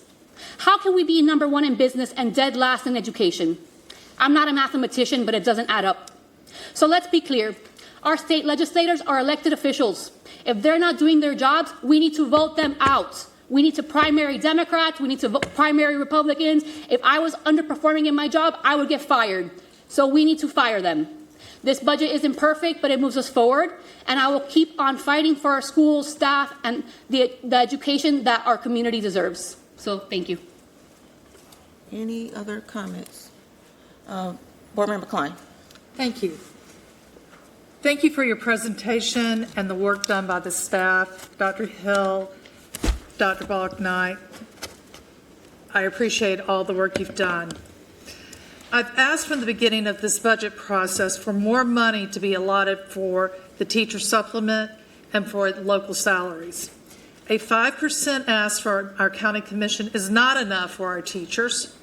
And on February 1st, we approved our legislative agenda where we asked for an 8% increase for teachers from the state. But our district is only planning for a 3% increase. So why would we not consider planning for 8% with the 5% supplement plan? Are you asking me to say, oops, we made a mistake with our legislative ask? This in itself is going to make it difficult for us to go to the Legislative Assembly and ask for more money. Today, our beginning teachers earn less than $50,000 a year and top out with less than $70,000 a year with 30 years of experience. CMS cannot keep teachers in the classroom on this salary. Many of them look for positions within the district outside so that they can make more money. Parents send us their most valuable treasure, their children. And we cannot ask the county for more money. I'm disappointed in that. We need to be more competitive with our neighbors to the south of us and with Wake County. It is no wonder teachers are leaving the profession, specifically in our county. Our teachers are not paid enough. Prior to spring break, I had the opportunity to listen to 4 teachers share their concerns about teacher pay. I was moved by what they had to say and what they do daily, and I shared this with Dr. Hill. One of the teachers is in her 2nd year and is considering leaving the profession and the state because of the lack of pay. We can't afford to do this. Our teachers deserve our support for higher supplements and higher ask. At the last board meeting, we saw teachers ask for more money. But if we, the board, don't ask, how are we going to increase those chances for the teachers? Monies have been asked for in this budget without clear, definitive answers to where they're going. I asked tonight and I asked last time about the $1 million for high-dosage tutoring. I'm still not clear on that. Finally, the budget is based on estimated county and state forecasts. I have repeatedly asked for a contingency plan, and I appreciate tonight being told that we have cut back we're holding back 65% in the Title I monies. But I'm truly concerned about the Title II and III monies.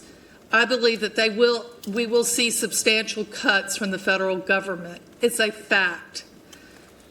I always have a plan A and a plan B, and I would have liked to have seen some type of an outline for a plan B. Not a whole thing, but something.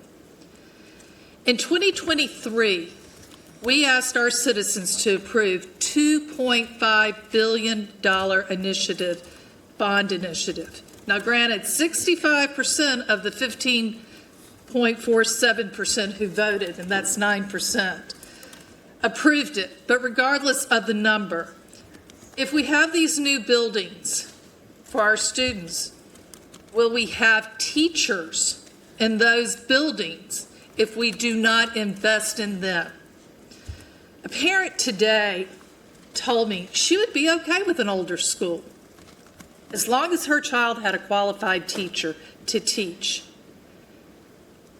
I'm concerned about having those qualified teachers. So as a former educator and a CMS employee, I cannot support this budget that does not support our teachers. I appreciate all the work that has been done, but I have to support the teachers. Thank you.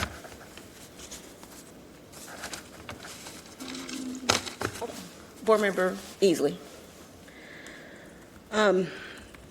Once again, as echoing about my board member's comment, thank you for all the work and for all the time that you put into that. It definitely is. I know it's not an easy task.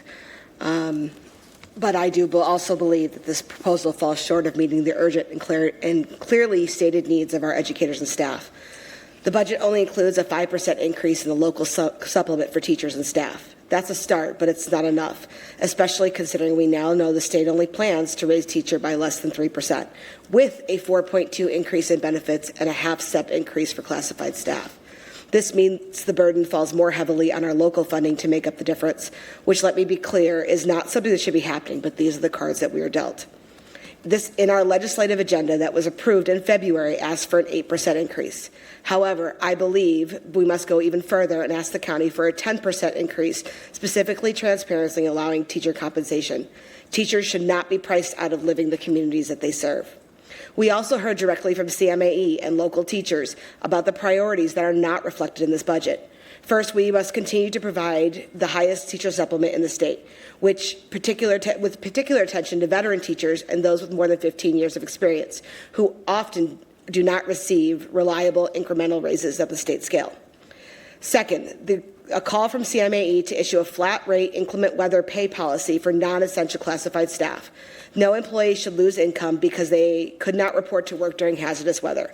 Fair compensation in these situations is both reasonable and just, yet not reflected in this budget. And finally, I continue to push for a stronger investment in non-sport activities and enrichment programs. Foreign language, fine arts, speech and debate, academic clubs. These are not nice-to-have programs. These are the very tools that help drive student engagement and academic success across the board. And I'm hearing across the county that these types of positions are the first to be eliminated. We have said this over and over again, that the best way to improve student outcomes is to have a qualified teacher in every classroom.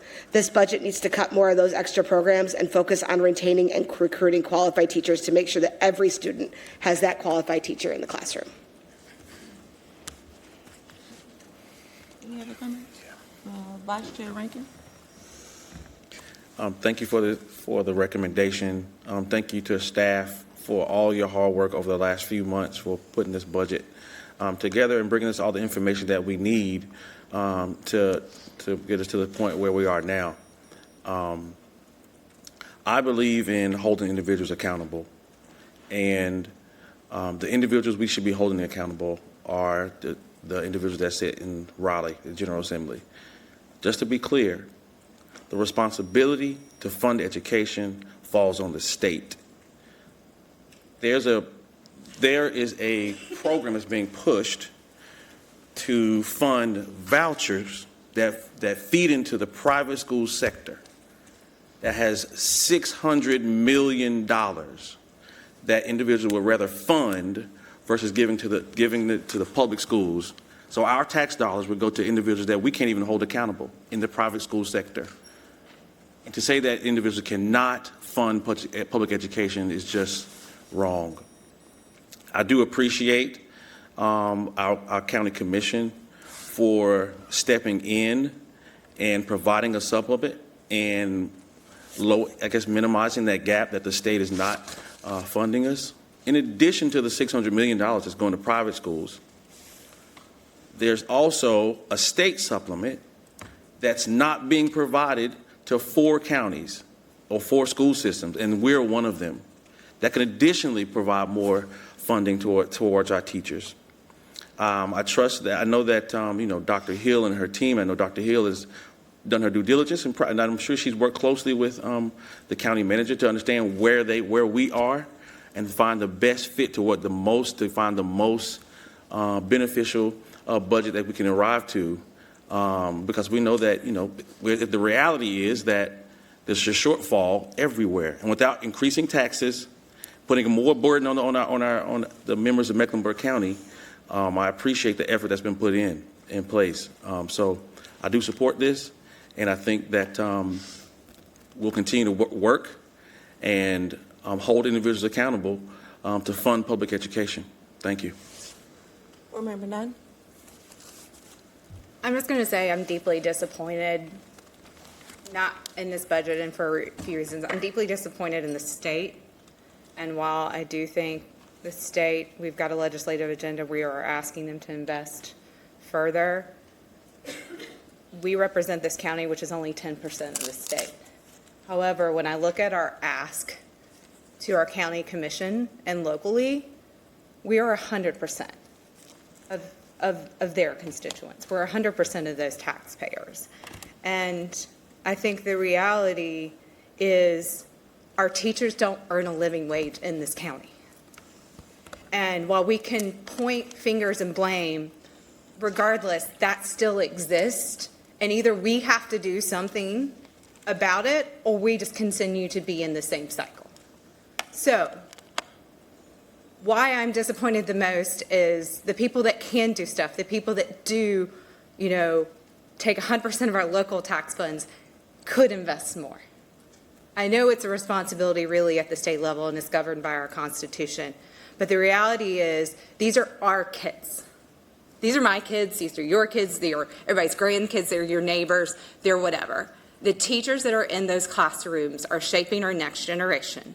And most of them can't afford to live in this county, or they have a second job or something else. So I'm disappointed because I think we should ask for more, even if we can't get more. But the number one thing I have heard from people in this county, and it was on the county survey, is the number one thing to them is investing in education. And yes, we're investing in schools. And to be quite frank, I am worried that we're going to have all these nice schools, but not enough teachers to actually teach our children.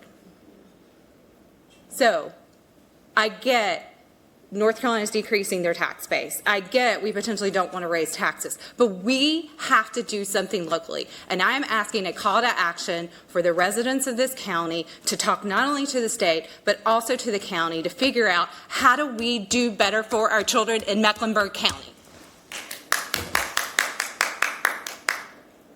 Any other comments on this end? Board membership? Yes. I do think that in this budget, and I want to thank the superintendent and her staff for the work, because I do think they put people excellence first. I think we all know someone who's been a former teacher, an administrator. I worked in central office and a principal in Charlotte-Mecklenburg schools.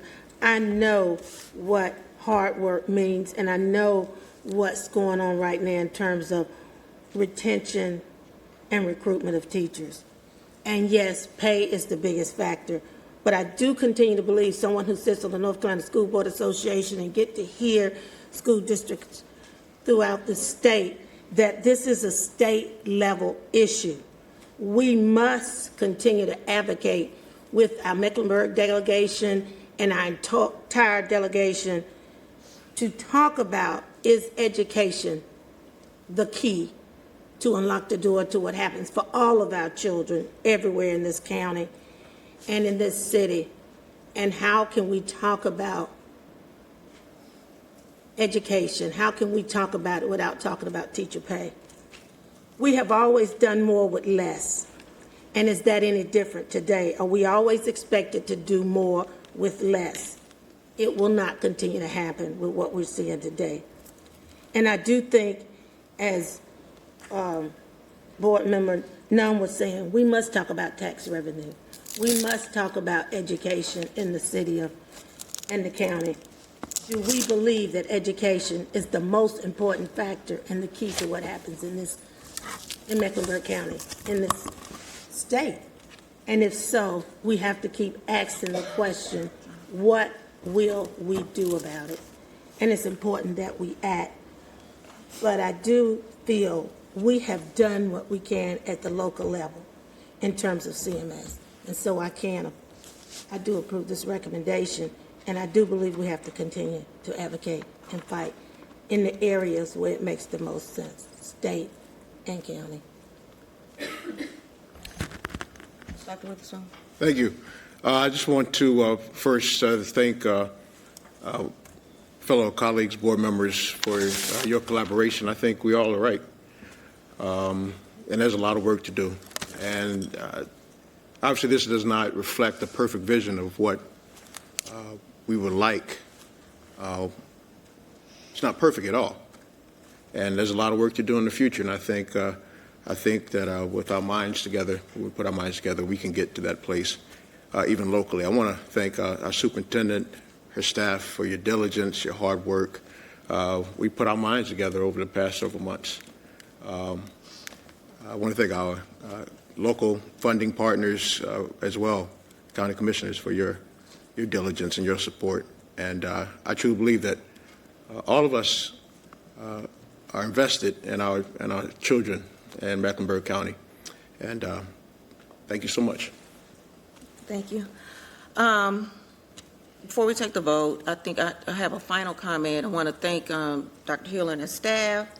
Particularly want to thank board colleagues for all their input over many hours of meetings in talking about what is needed for Charlotte-Mecklenburg schools, which is made up of our students. Investment in public education is not a partisan issue.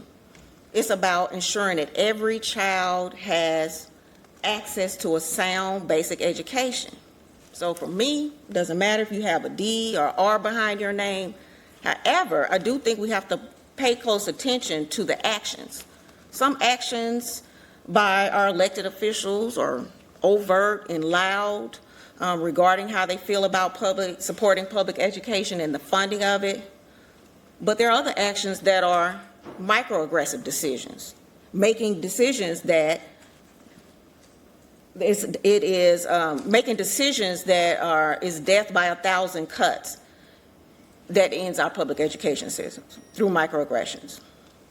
North Carolina ranks 48th in funding for public education, yet third in the ability to pay. Over the next decade, we will divert $6.5 billion with a B dollars to voucher programs, despite the fact that a majority of the children in Mecklenburg County and throughout the state attend traditional public schools.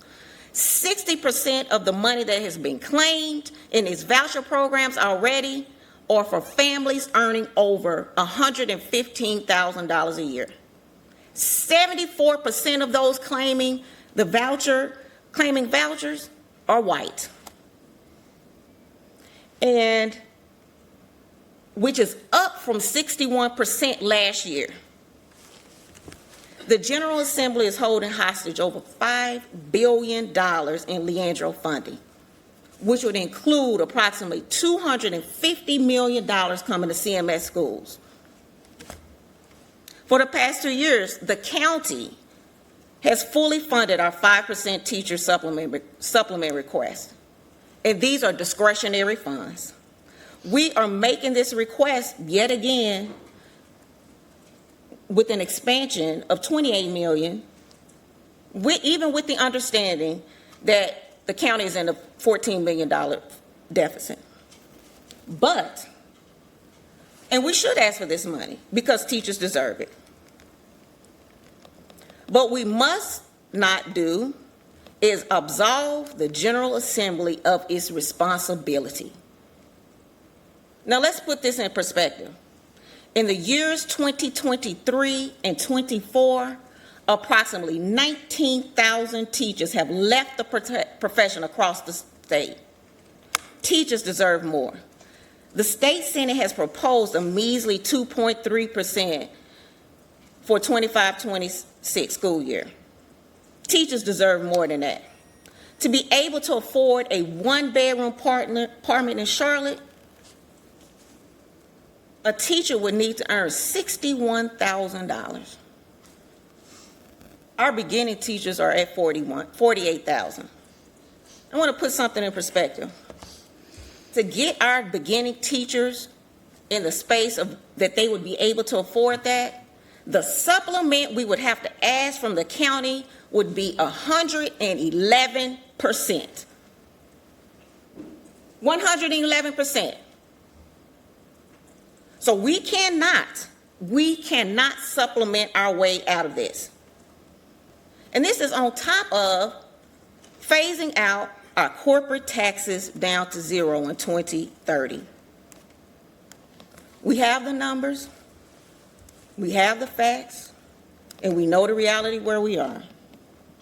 The reality is that we, the residents of the state, including Mecklenburg County, have already, remember the $6.5 billion and the $250 million I mentioned?